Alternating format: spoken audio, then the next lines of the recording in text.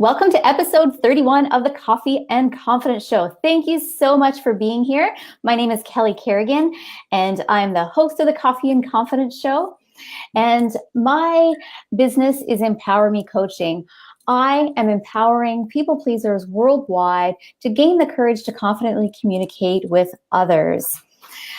Well, what is a people pleaser? That's a great question. Maybe you can identify. So a people pleaser is a selfless giver. They're constantly doing things for other people to help them further their lives, yet they feel resentment because it's really easy to make things happen for other people. But when it comes to themselves, they're kind of getting the short end of the stick. So people pleasers need to, they're sitting in the passenger seat of their life, but really want to make that shift into the driver's seat of their own life. So that's enough about me. Without further ado, I want to introduce today's guest. I have Debbie Adams here talking to you about money mindset. She's, been in the trenches. She's got some amazing advice. And I know that we're going to have a fabulous conversation with you so that you can help switch your money mindset from scarcity to abundance. Because who doesn't want more money? I know I do. So thank you so much, Debbie, for being here. Please share a little bit about yourself. I'm delighted to be here. Thank you very much, Kelly. I'm Debbie Adams. Like you said, I'm from Nova Scotia. I live in Nova Scotia. I'm from Newfoundlander originally, and I own People Can Taxes and People Can Training. I used to say I take people without an entrepreneurial bone in their body and teach them how to love making money. But a lot of the people that I train now are already entrepreneurs and they just want to make more money. So I'm the money gal. That's awesome. So how did you get into the whole training aspect and coaching entrepreneurs to make more money? Like, where did you see the need? Well, it was accidental, really. I'm visually impaired, and when I was about 37 years old, I lost my, even before that, I was in the military and I lost my peripheral vision and I had to leave. And when I left, I lost my driver's license and I'm a mechanic by trade. So there wasn't much of a market for mechanics, and I did have like the degenerative eye disorder. So I have tunnel vision. And so as a result of that, I have a lot of mobility issues. And I went to university in my 40s, graduated when I was 46, and I started looking for work. And 3,000 jobs later, nobody would hire me, and not a word of a lie. And it was pretty dark times. I did go bankrupt in 2011. And along the way, somebody said, why don't you start a business? And I was at a loss, really, for what it was I could start a business doing because I had no real desire. I am the quintessential reluctant or forced entrepreneur. And I started doing what I knew. I started doing income tax, and then I found business people were struggling with money. They were really good at their craft, but they had all kinds of issues around money. And sometimes just getting money, or sometimes they would think they had a cash flow problem and they needed money, and we'd figure out how to get them some cash, but they didn't really need cash. They needed more internal work. And it evolved into where I am today, and it keeps changing. Oh, that's amazing. That's a long-winded answer. No, that's a great answer. I love that you shared all that. And, that is part of the journey, right? I mean, we're forever evolving. We're forever changing. I mean, change in our lifetime is inevitable. We're always changing. So yeah, that's amazing. Fill the need, see the need, and, step up to the plate and service that need. Absolutely. And I always say I'm just one page ahead of my client all the time. I'm always learning, and because I'm always learning, they're always learning. So, yeah. Well, that's amazing. So thank you so much for sharing a little bit about yourself. Since it is the Coffee and Confidence Show, it's time for What's in Your Cup. The big reveal. That big reveal. What is in your cup? I'll get you to share first, Debbie. What's in your cup today? Well, I have my favorite cup, and it says life is beautiful, first of all, but it's mint tea. Ah, mint tea. What time is it where you are? It is 2:07. So is that an afternoon habit for you, an afternoon tea? It isn't. I'm generally I would have my second coffee around now, but I have a little bit of a cold, and I was feeling like a little more something a little more soothing. Yeah. Hmm. Mhm. Well, yeah, thank you so much for sharing. And What's in you? my cup today? I've got Oh. water. I know. I'm going against the grain here. Coffee lover, drinking water. Yeah, but it's Good. 1 o'clock in the afternoon where I am. But I want to share a little bit about my mason jar, my cup. I love Yeah. these. Like mason jars, I have so many of them. I use them for so many different things. Mhm. And yeah, I don't know. I just love it. Yeah. Well, So that is what is in my cup at this time of day. I already did have my coffee, and I usually do have an afternoon tea, but not today. good. Good. So I want to remind everybody, if you're watching live or catching the replay, that this is a live show. The more involved you get, the more questions that you ask.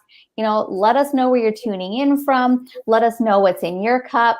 And if you have any questions for Debbie or myself, whether live or on the replay, please ask them because we will get to them.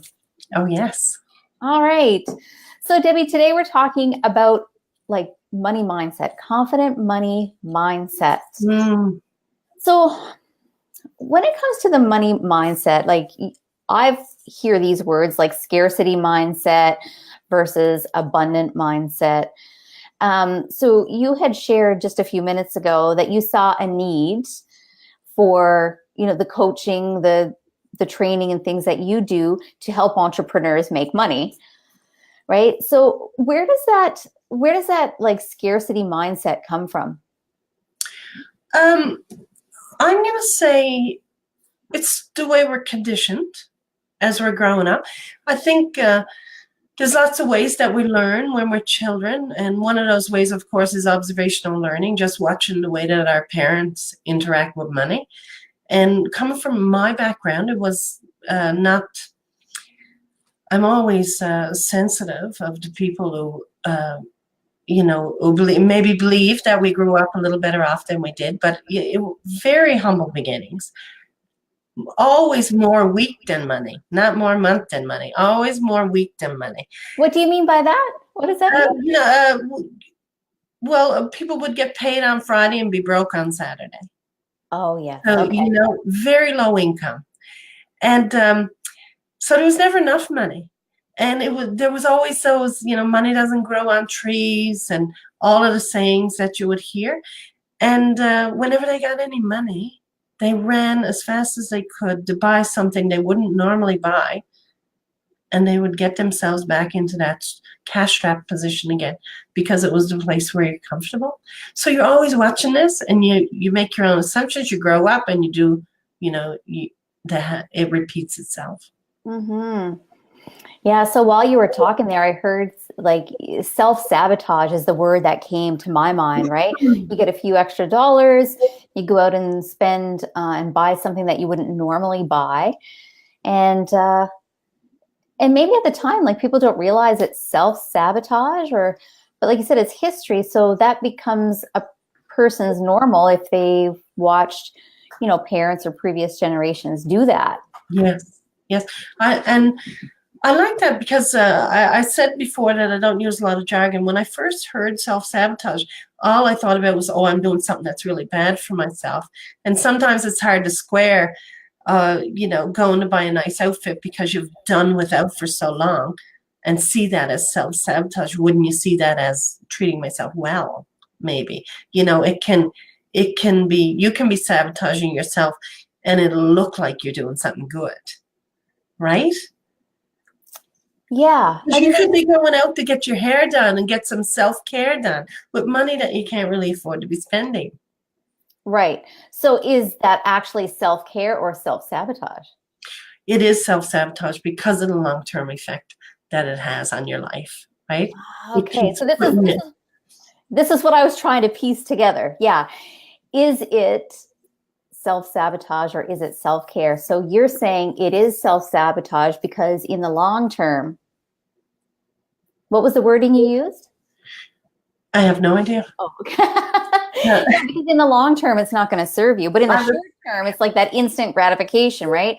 I'm going to feel good in this moment. I'm going to buy a new outfit, get my hair done, new purse, or whatever it might be. And I love that you said that. I think that's why I couldn't remember the word that I used, because I was trying to piece together those two when self-care is self-sabotage. I'm looking at it from the perspective of somebody who did it, right? I'm not telling you about somebody else's example of what they did.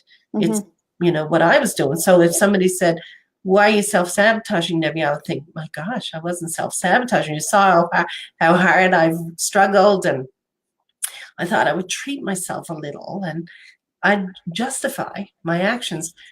Well, we don't know what we don't know. And when we know better, we do better. I can look back now with the benefit of hindsight and education and say it was self-sabotage. But I didn't have the wherewithal to even be able to analyze what I was doing at the time until I developed those skills, right? So now it's like, even if I struggle for a period and I have a little windfall, I don't run out and get rid of that right away, because I'm in a different place. When you have abundance mindset, you're going to think more long term. Yeah, that's amazing. I know after the show is done already, I'm processing, I want to make like little footnotes on this video, because that's really important, right? Like, I hear people, say things like this all the time. Well, I worked really hard for it, so I deserve it. And they do. Absolutely, they do. But it's a Band-Aid solution, right? It's a little hit, and it gets your adrenaline going, and it was nice. But you're not loving yourself when you do these little hits that are going to put you back in that position quickly. You're not loving yourself. Yeah, it can be. It can be kind of confusing for some people. I know that you've hit not really a nail on the head, but you've just sparked something. It's like, just a new perspective. A new perspective about things, right? And when it comes to, money mindset and abundance and people moving forward to, create abundance or create a lifestyle or make more sales or have whatever their goal is, how crucial is it to have like clarity, like a financial plan or a financial goal or like a process or a system in place to build that? I'm going to say that the journey from one end of the spectrum to the other, right? Because we're all somewhere along the continuum, isn't a flicking of a switch. So there will come a time when you'll need all of those things in place. I'm interested now in investing and learning and budgeting and all of that jazz. I didn't need that on day one. Sometimes when I go in to teach entrepreneurs and they'll want to learn, or somebody will want me to teach a class on cash flow, and we check in and nobody has any cash flowing. And I think you don't need a class on cash flow. You need a class on mindset. We need to dig around and see why the cash is not flowing. There'll come a time when they need to understand cash flow. It isn't today. So to say, how important is it that you have the tools, that you know budgeting and that you know investing and that you know smart? They're in the grand scheme of things, they're important. They just may not be as important as you think they are today. Maybe what's urgent and pressing today is you get your ass in gear and make some money. I love the way you say that. Just get your ass in gear and make some money. Just saying. Yeah. I'm just looking down at my notes here that I made earlier. And, something that I have learned myself and share with my clients, talking about value, right? When you value your time, other people will value your time. And just valuing, you can even apply that to the whole money mindset, I think, is when you value your money, I just think there's a more, like a higher energy, like a higher vibration with that, is that when it's a respect thing. Mm-hmm. Do you dive into that at all? Oh my heavens, yes. Like I guess what I'm getting at is the relationship with money. Right. And can you get a little deeper into it? Because I'm trying to figure out what your question is, and that's more me than you. Yeah, I know. I'm just like, I've just got this feeling. I'm like, no, I'm liking it. It's stuck. I can't get it out. But some of the saying, like, money is the root of all evil.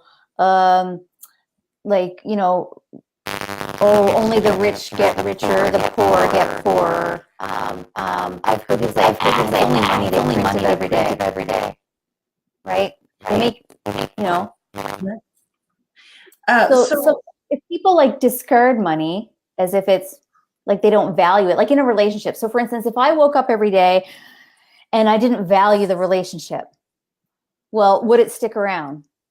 Same thing with money. If you don't value money, yes, and you discard it, is it going to stick around? Yeah. And so remember a while ago we talked about whether it was self-sabotage or self-love, right? I have seen cases where an entrepreneur will make a bunch of money and they'll go out and splash that around, buying stuff, but even giving stuff away. They'll look extremely generous. They'll buy gifts for people all around them, take themselves back into a cash-strapped position very quickly. And it looks to me like they're not valuing money. And they'll be looking at the other value, right? The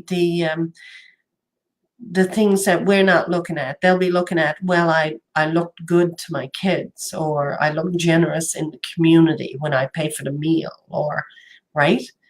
So I have to then have a conversation about what valuing your money really looks like. And that could be making sure that things are taken care of, like paying yourself first, making sure that the bills are paid, that your partner, spouse, understands that, you've been running on a line of credit and they don't know what that balance is. So all of these little things that are really important, they're foundational pieces, need to be brought to the forefront. And all of what appears to be generous, you actually appear to be a little bit of a fool, because your back end is not tidy and you're out trying to look generous to the community. You know what I mean? Mm-hmm. So when we start to have those kinds of conversations, people shift. And when they shift, here's what happens, Kelly. All of a sudden, when you're respecting your money and loving yourself, what you're doing is looking after all the bills, and somebody comes along and they want a donation for something else, and you can confidently say, to throw in one of your words for your coffee and confidence, we should count how often we say confidence. But then you can say to somebody, well, I've maxed out my giving. This is what I was going to give for the year, and I've maxed it out. I realize it's only July, but that's it. Come back next year. Now that's confidence, and that's self-care, and that's wise from a money perspective. And that's what that shift looks like. So now you don't want to splash money around and care about what other people say about you. Now you care about what you say about you. You're a good steward of your money. Beautiful. I just love that. And you can't hear me. Yes, I can. Oh, you can. Okay. It looks like there's just a little bit of a lag on my video end, just from what I see of myself. But yeah, that's absolutely beautiful. And I was thinking that the whole time that you were sharing that, is that, people will do that, right? They will shower others with generosity, but it's like they're looking for outside fulfillment. Yes. And it's not serving them long term, because like you said, they got to tie up their back end. I love your little sayings. It's awesome. It gets to the point and adds some humor. Yeah, I think today, even in this very short time, that there's some valuable lessons to be learned from this show when it comes to money mindset.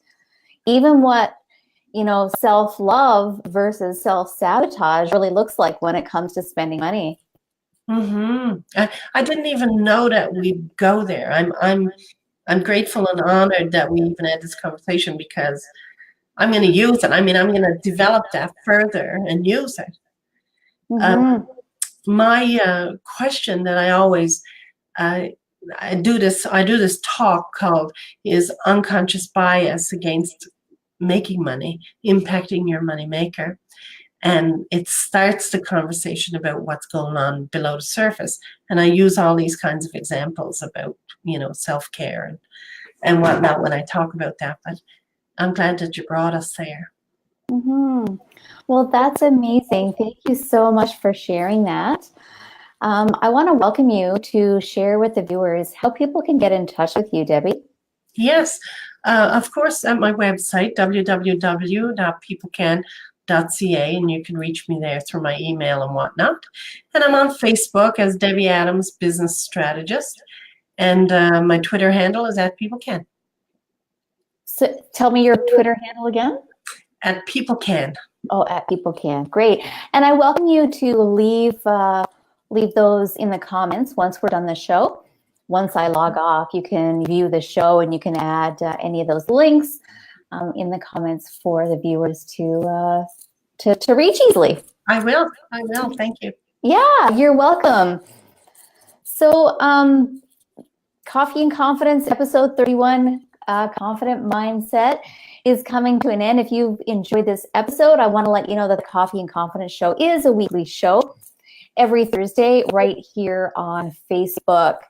So you can tune in live. So thank you so much, Debbie, for being here today and spreading your light and sharing your knowledge so that people can, have a confident money mindset.